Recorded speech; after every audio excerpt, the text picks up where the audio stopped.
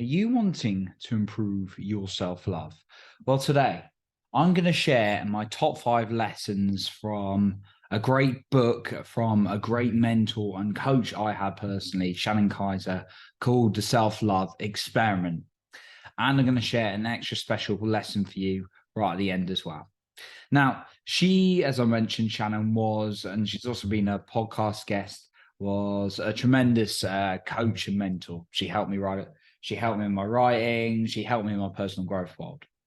And I discovered her through her books, actually. And the self-love experiment is very much about, like it sounds, really working your self-love and going out and taking action and discovering the stuff that makes you feel alive, that allows you to connect with you. It's about building that relationship with you. Now, at the time when I started working with her, I perhaps didn't have the greatest relationship with myself. And time to time, I do need to work on it, right? I can kind of push myself a bit too hard and do a lot of things and force myself to just exhaust all my energy sometimes. And those are the times I need to pull back and remember this kind of stuff. At the time, though, I was highly critical and just not good with myself. And I know it applies to so many people out there. People I've worked with, for example, in a coaching capacity as well. And it really was a book that helped me on my journey and developing that self-love. So I wanted to share my top 5 lessons with you today. Before we dive into them, I want to say self-love is like a muscle that you would go to the gym and work on. So you don't, like I'm training for a 10K at the moment. I don't get ready for a 10K by just showing up and then hoping it would be all right. I'd get exhausted. I'd get burned out if I just did it on the day and I didn't train for it and I didn't constantly train that. Your self-love is very much the same. If you are just and we're going to have some challenging times in our life, there are going to be some great, people can have some great times. There are going to be some challenging times. If you're not training that self-love muscle and tough times come at you, and life helps you grow by these tough situations, then it's going to be difficult to stick by yourself because you've not developed that self-love muscle. And it's an ongoing practice. And that's why I always say at the end of this podcast, work on your self-esteem and confidence every single day. How is it helping you by not developing your self-love? Well, for me, it didn't do any favors, and going and thinking it's acceptable to criticize myself, to pull myself down, did not do me any favors. So let's go into 5 practical points now I wanted to share with you personally in terms of actually developing that self-love from the book. So the first one, and I've written them down here, is take action and the path will reveal itself. And what that means is sometimes we think, oh, we've got to have our life figured out. We've got to know what we want to do with it. And I certainly learned a lot since I first read that book, that actually when you take action, you try new things, you discover more of what you like. And I'm going to continue to do so in my life. There are some people, yes, very rare. This is very tiny percentage of the world that wake up or are born in this world and they're like, I want to be a movie star, and they're a movie star, or they're like, I want to be a professional athlete, and they're a professional athlete. Yes, there are people like that. And sometimes we look at those individuals and think, well, I need to know what my calling is in life. The majority of people, it doesn't work like that. There are many people who've gone down different routes, different journeys. I interview so many of them as well on this podcast. Actually, the thing when you can start to connect and understand who you are and what you like is when you take action. Just what I've learned is when you keep stuck in your head and you're like, I've got to find the ideal thing without taking action, it can be a real challenge. And I've certainly been caught in that in the last year or so when I've kind of really wandered my purpose. Now my life examples, I've tried things like writing books. I've made videos. I've done podcasts. I've done coaching. I've done sales. I've done project management. All of these things, and most of those things I just said I love, but there's a couple of them I've discovered I don't love so much. When I thought I might do to initially. And I would have never discovered how much I actually like public speaking if I didn't try it. I would have just been sat back and been like, and you don't have to be that person, by the way. You don't have to love public speaking. We're all different. when I started trying things, that's when I discovered who I am. So the first point is go out and take action, because then you'll start understanding more about yourself and you're able to develop a stronger relationship with yourself. Don't just get stuck in your head. The second point is the desire to change must be greater than the desire to stay the same. Now, this actually sounds really obvious when you say it like that. It isn't, though. The majority of human beings, and including myself, so many times in my life, such a fear of change, of the unknown, of uncertainty. Right? We're like, well, one day I'm going to leave my job and I'm going to live my dream, or I'm going to meet the person of my dreams, and then suddenly you're maybe in a relationship with someone and you're not quite as happy, whether that's toxic or not, and you don't want to change it because you're scared of the unknown. Or the job's at another one, or maybe it's a business you're so familiar with and you don't enjoy it anymore, but you're scared of changing it because of the fear of the unknown.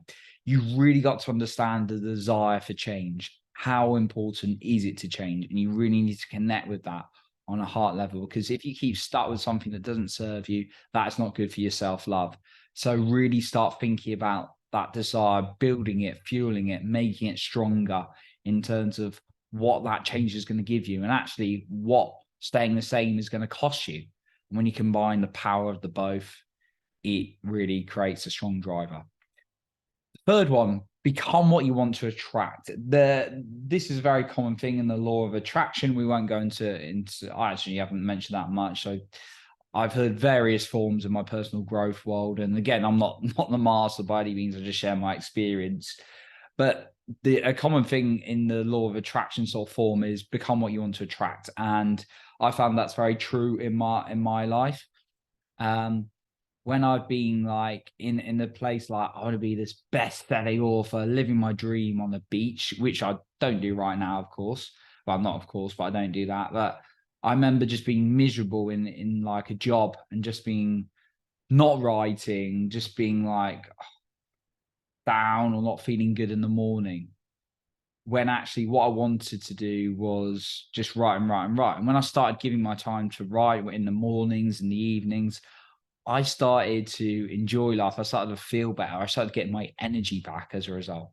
So that's the third one. Start becoming what you want to attract. And the same is with people in your life. Start being the kind of person of the kind of people you want to attract into your life as well. The fourth one is you're never alone when you love your own company.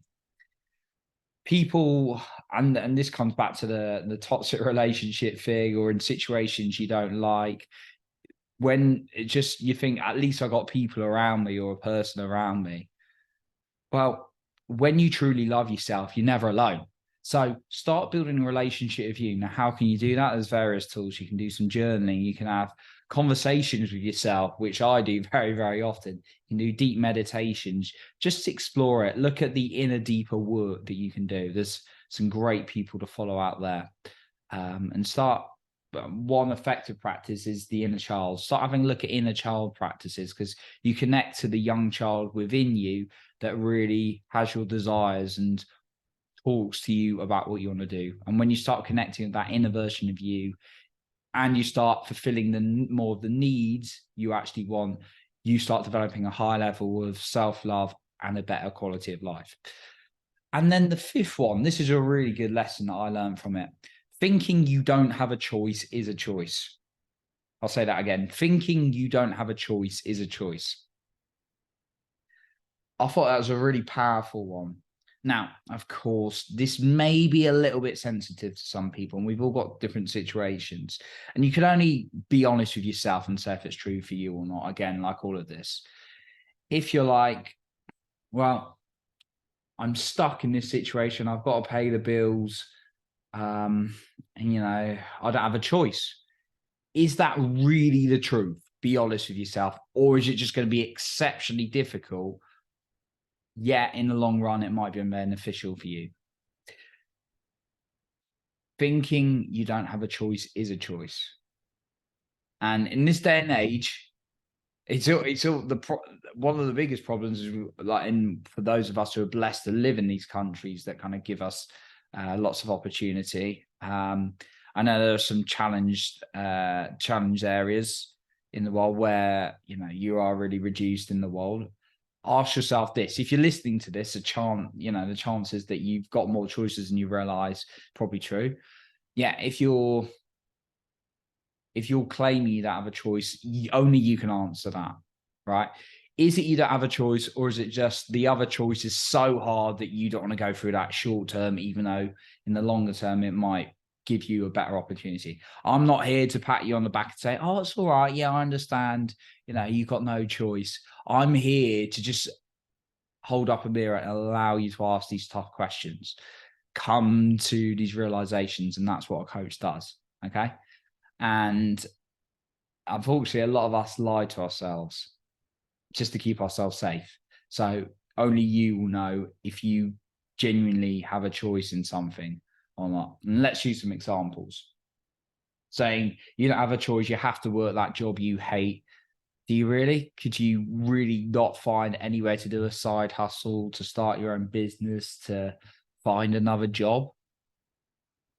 Maybe get up 20 minutes a day, 20 minutes earlier each day. You have no choice but to stay in that relationship, and you think it's for the sake of others around you. Yeah, actually, what they're witnessing is two miserable people in that miserable relationship. And it's not a good example, right? When actually you have a choice, even though it might cost you financially, might cost you emotionally, probably will do. Like, do you have a choice to end that? Ask yourself, do you really not have a choice, or do you have a choice in these situations? Because is it doing you any favors by saying you don't have a choice?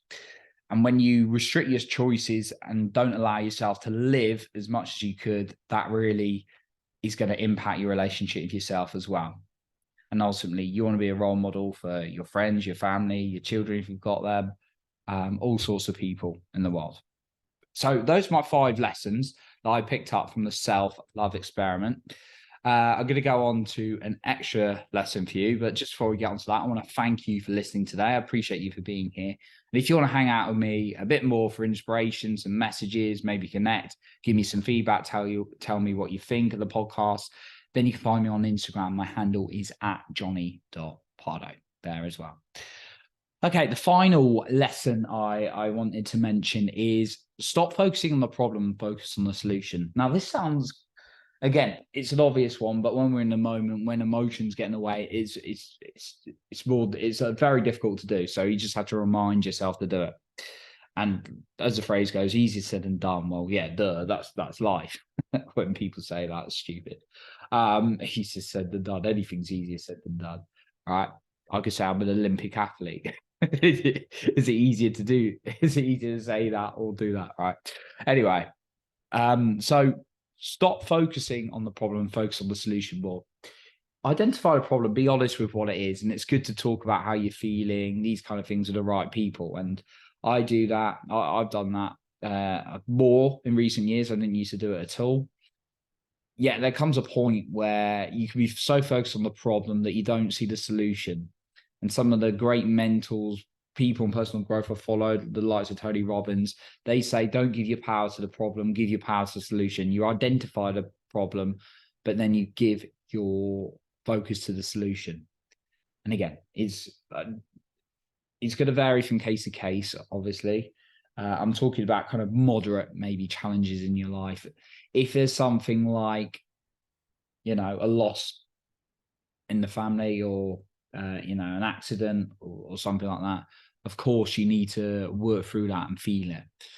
Yeah, most situations I've seen personally, and I've experienced it myself, that we give too much power to the problem, that we don't focus on the solutions. And when we start focusing more on the solution, we give ourselves more of what we need again. So that's my extra bonus lesson I want to share from that as well.